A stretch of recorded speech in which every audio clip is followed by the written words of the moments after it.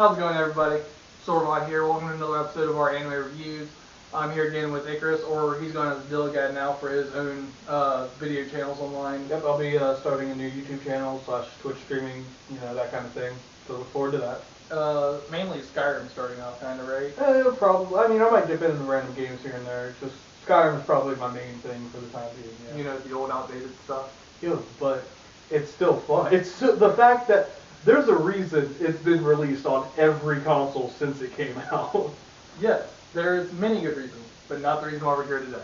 So, today we're going to be talking about an anime called Highschool Today. I thought that High School DxD. I mean, to be different fair, anime. that happens a lot because, they have similar themes. They're high schoolers. Yeah, they're high schoolers, and there's a lot of fan service. Fan service, yeah. Jiggle physics. Just so many. Hashtag jiggle physics. So anyway, High School Today is like, I don't really want to say post-apocalyptic because it's still like at the very beginning stage. Yeah, it wouldn't be post. It would be like, I don't know, what's the word for during an apocalypse? During an apocalypse, right? With kind of not quite, but kind of slice of life in the first episode or two. Yeah, I mean it has its own little like themes where it's like, oh, this is just gonna be one of those. And then all of a sudden, just straight up zombie breakout, all hell breaks loose, and not just like your general run-of-the-mill normal zombies. No, these zombies are terrifying in their inside. They've got super strength because they no longer have the need to worry about not damaging themselves on each punch that they throw. Because like the way the human brain works, it's like you go to throw a punch, and your brain limits how strong that punch can be, so that you don't shatter your arm or your fingers. And they also have super hearing because they no longer have a need for sight. Right. They literally just, you drop a pin, they are on you. Yeah. And again, because they have no limit to what they can do with their bodies without damaging themselves, they can move extremely fast too. They're on you like quicker than the fly on cow crap. I mean, it's there. It's honestly, out of all the zombies that I would consider facing in an apocalypse, they're probably... Not these. Yeah, no, I do not want these zombies. No. In any sense of the word. These are about, I'd say, on the same par as nighttime running 7 Days to Die zombies. Like, no, oh my gosh. Well, I just dig a hole straight down 7 Days to Die window. No, it's like, bunker up, soundproof the walls, hope to God you can outlive this apocalypse, because it's crazy. Right. So there's a lot of moments in this anime that just, like, throw me for a whole loop. Like, there's, again, a lot of jiggle physics. So many. Like, once you watch this anime, or if you've already watched this anime, if someone mentions, hey, have you seen High School of the Dead? The first scene you're thinking of, or that pops in your mind, is the scene, well, for us anyway. Yeah.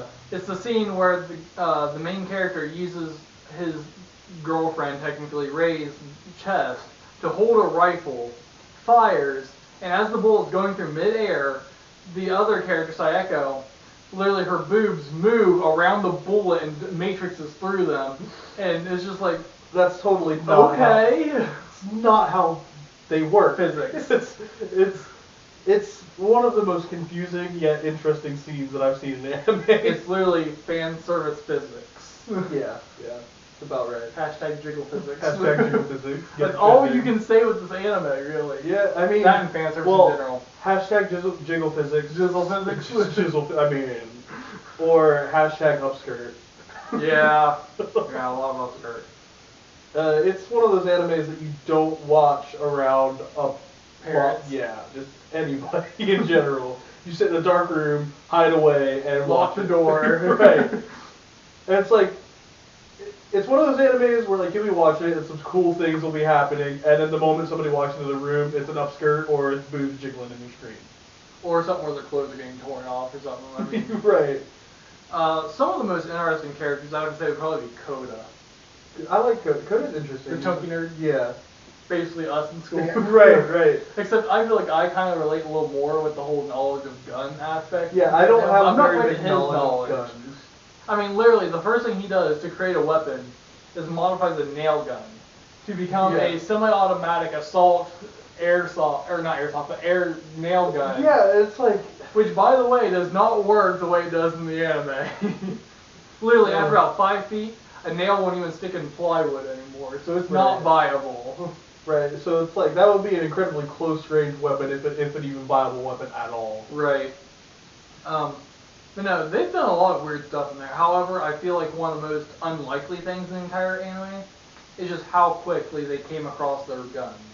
Yeah, it's how quickly they find guns and the amount of ammunition that they just have. It's like every time they find a gun, they immediately have an entire ammo crate right beside them. Yeah. Like, they can just keep restocking. It's ridiculous. I don't think they ever ran out of actual ammo at least even once. I don't remember seeing it at I all. don't remember, because it's been a while since I've watched it, but I don't remember them running out once. Yeah, it's incredibly unrealistic in that aspect, because during an actual apocalypse, the odds of you coming across the type of ammunition that you need for any firearm that you have are incredibly low.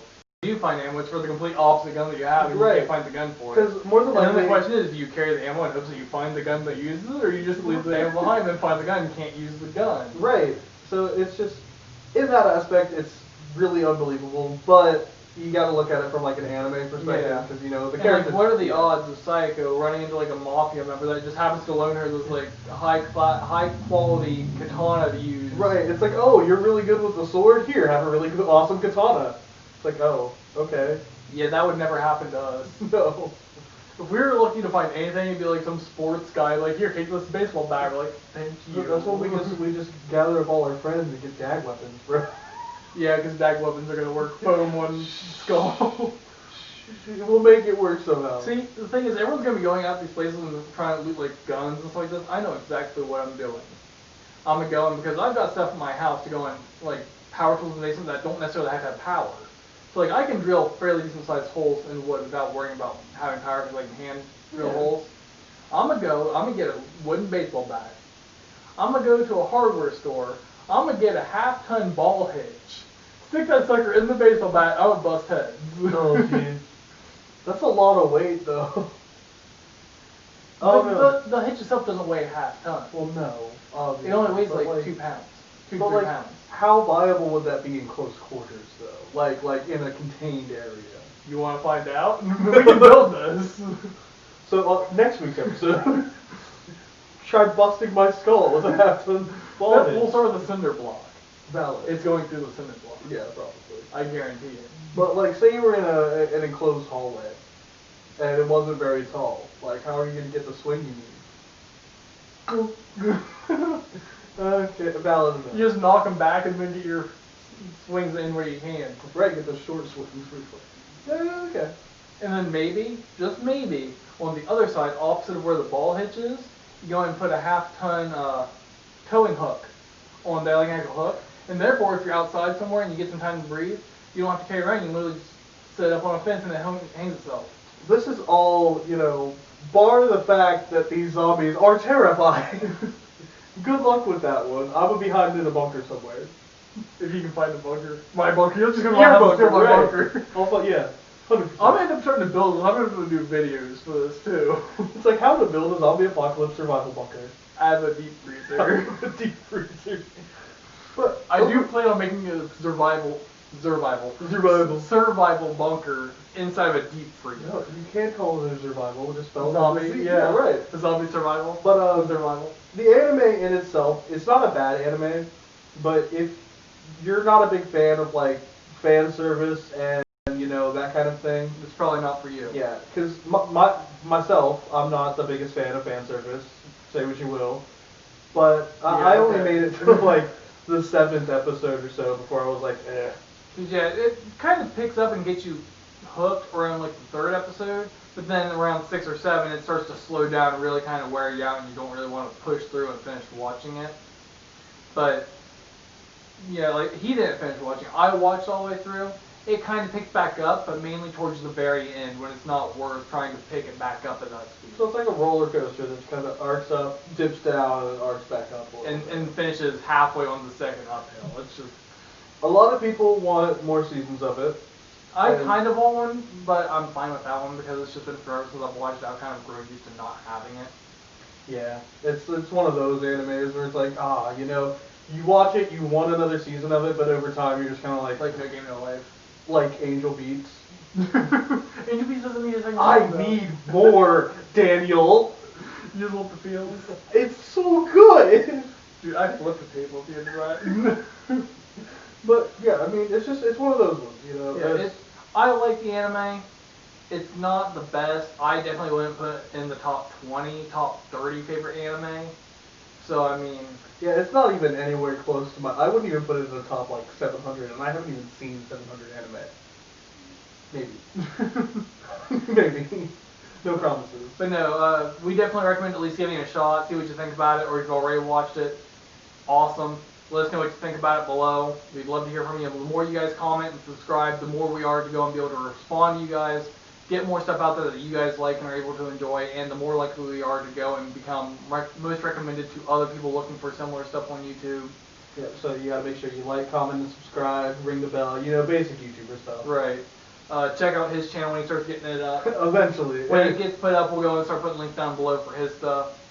So yeah, hope you guys enjoy this. We'll see you guys in the next video. See ya.